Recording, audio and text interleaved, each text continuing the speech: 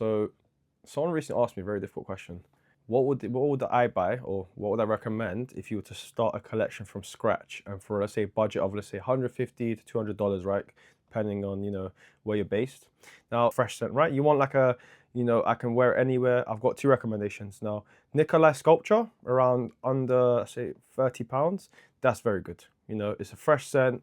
It'll get the job done. It is very old, just bear that in mind. It came out in the late 90s, but it will get the job done, for under a budget. So, but the other set I would recommend, quite fresh. I would go for something like a Zara Chrome. Very, very fresh, very, not even aquatic. It's just a fresh scent, It gives me energy when I smell something like that. It's got that citrus element to it, but in the right amounts. It's a very rejuvenating scent. That's the one I'm looking for. And it's okay. I'll say 50 to maybe like 60, 70 pounds if you can get it on like discounted. Autumn and winter scent, right? For autumn, I would say more something like Spice Bomb Extreme. It's designer friendly and it's not overly expensive, and it would get the job done. It's very warm, it's very spicy, and it's got that vanilla in there in the background. It's a lovely scent. I highly recommend it. Now for winter, it's going to be a bit more colder.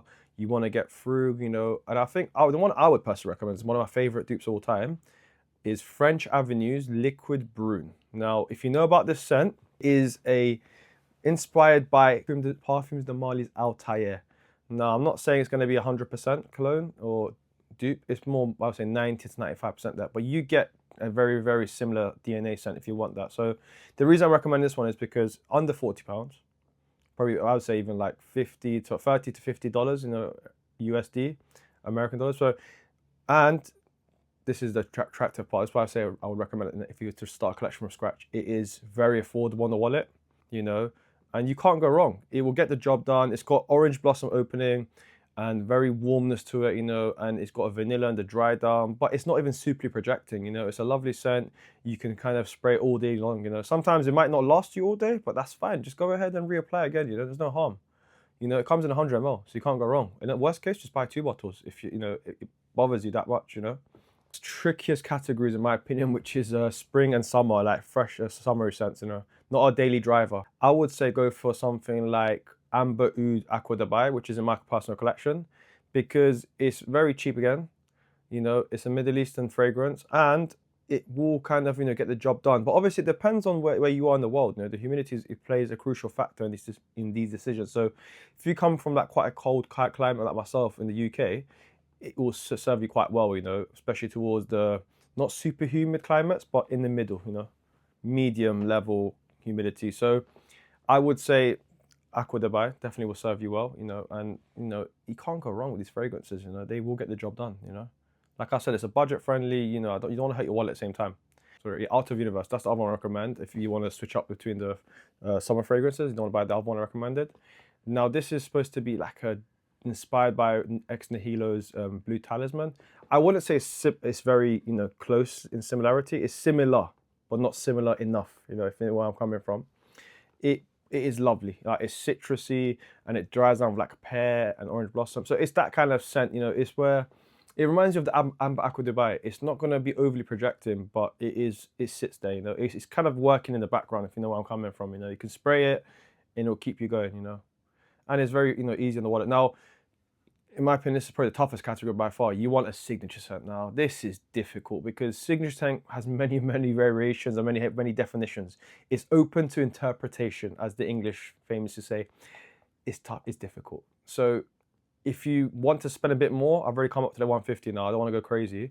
If you got a little bit of money, it's like slightly, I would say if you can find a discount, my favorite of all time in terms of like designers, I would say go for Tom Ford Black Orchid. Now, the reason I mention it is it's super unique. Not many people have it. Like people have it, but they don't spray it as much as they should. It's like a very sweet opening and it dries down and it's got one of my favorite scents at the moment, which is patchouli. Now, it's a very difficult scent to pull off if you don't like patchouli because patchouli can become very earthy and it's kind of associated with the hipster lifestyle back then because, it was, hippies would actually spray patchouli to resonate, the actual openness and freedom, whatever you want to call it at the time, But that's that kind of sense of patchouli is in the dry down. And if you don't like patchouli, it might not be for you. But if you want uniqueness, I would go for that if, as a signature scent. If you want to add it to the collection and rack it up to maybe like 200, you know, find it on discount, get a small bottle, or get a decant. You know, there's no harm.